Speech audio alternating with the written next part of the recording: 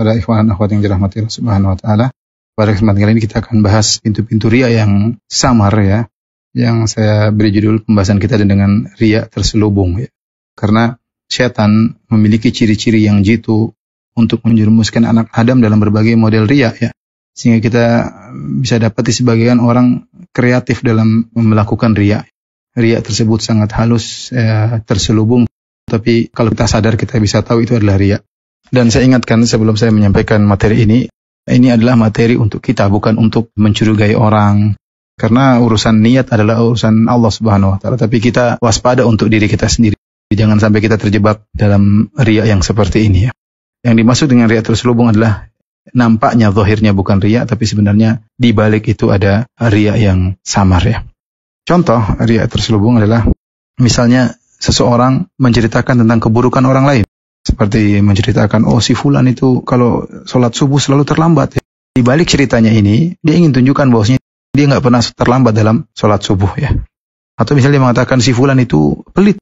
Ya, kalau diminta sumbangan, ya Allah pelitnya. Tujuan dia adalah untuk agar orang-orang yang dengar tahu dia tidak pelit, dia tidak seperti itu. Intinya dia merendahkan orang lain sehingga dipahami dari perkataan tersebut dia tidak seperti orang tersebut. Dan Ibnu Taimiyah rahimahullah pernah menyampaikan tentang bahayanya riya seperti ini. Ini adalah menggabungkan dua dosa. Dosa pertama adalah riya, dosa kedua adalah ghibah. Dia menggibah orang lain dan dia juga riya. Tentunya tidak semua orang yang menggibah maksudnya riya. Ini kita bicara untuk kita ya ikhwan dan akhwat, ibu-ibu, bapak-bapak, bukan untuk menuduh orang lain, tetapi untuk kita. Hati-hati, setan bisa menjebak kita dalam riya yang terselubung tanpa kita sadari. Kita ingin orang memuji kita dengan cara kita merendahkan orang lain. Ini contoh pertama tentang riya terselubung ya. Contoh yang kedua tentang riya terselubung yaitu seorang menceritakan nikmat-nikmat yang Allah berikan kepada dia ya. Dan itu sebenarnya tidak mengapa ya. Allah mengatakan amma bi ni'mati rabbika fahaddits. Adapun tentang nikmat-nikmat Rabbmu maka sampaikanlah. Karena manusia suka lupa sehingga terkadang dia perlu menyebut-nyebutkan kenikmatan yang dia rasakan agar dia sendiri ingat. Atau dalam rangka agar memotivasi orang lain.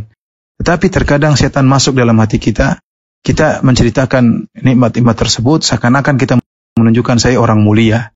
Allah berikan saya kemudahan ini, kemudahan anu. Bukan untuk bersyukur, tapi untuk angkuh, untuk pamer bahwasanya saya adalah seorang yang soleh.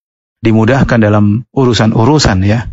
Seandainya kita ungkapkan nikmat-nikmat tersebut dalam rangka bersyukur, terus semakin merendahkan diri kita kepada Allah, kita ini bukan siapa-siapa. Kalau Allah tidak tolong kita tidak bisa apa-apa, tentu itu baik. Tapi terkadang setan masuk dengan cara yang halus, sehingga kita terpedaya, kita menyebutkan nikmat-nikmat tersebut, ternyata agar orang-orang muji kita bahwasanya kita adalah orang yang soleh, orang yang bertakwa, dimudahkan urusannya oleh Allah, dan itu berbahaya. Ini adalah riya terselubung ya. Di antara model riya terselubung adalah seorang memuji gurunya dengan pujian setinggi langit. Oh guru saya Masya Allah begini-begini, orangnya hebat, orangnya anu. Orangnya suka nangis, hafalannya banyak, orangnya bertakwa. Selalu dia dalam majelis-majelisnya memuji-muji gurunya. Ternyata di balik itu dia punya niat. Dia ingin mendompleng ketenaran gurunya ya. Sehingga orang tahu dia muridnya seorang guru yang hebat. Dengan dia memuji-muji gurunya, pada sungguhnya dia sedang memuji dirinya sendiri. Disinilah letak terselubungnya. Dia pamer-pamer gurunya dalam rangka untuk memamerkan dirinya. Karena dia adalah murid dari guru tersebut. Nah, ini hati-hati waspada. Kita tidak menuduh orang, ingat ya. Saya ulangi lagi.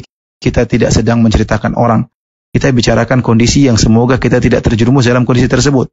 Seperti seorang muji-muji ustadz karena dia dekat dengan ustadz ya. Agar seakan-akan dia orang yang soleh karena dekat dengan ustadz. Berarti dia orang soleh, orang baik. Tidak harus begitu ya. Tidak mesti orang dekat dengan ustadz. Kemudian otomatis dia menjadi baik, menjadi soleh. Ustadz mau dekat dengan dia karena dia orang yang mulia. Belum tentu. Betul, banyak orang tidak dikenal. Ustadz pun tidak tahu tentang dia. Ternyata dia adalah orang yang sangat mulia di sisi Allah Subhanahu wa taala. Wallahu a'lam bishawab. Kita akan lanjutkan lagi insyaallah.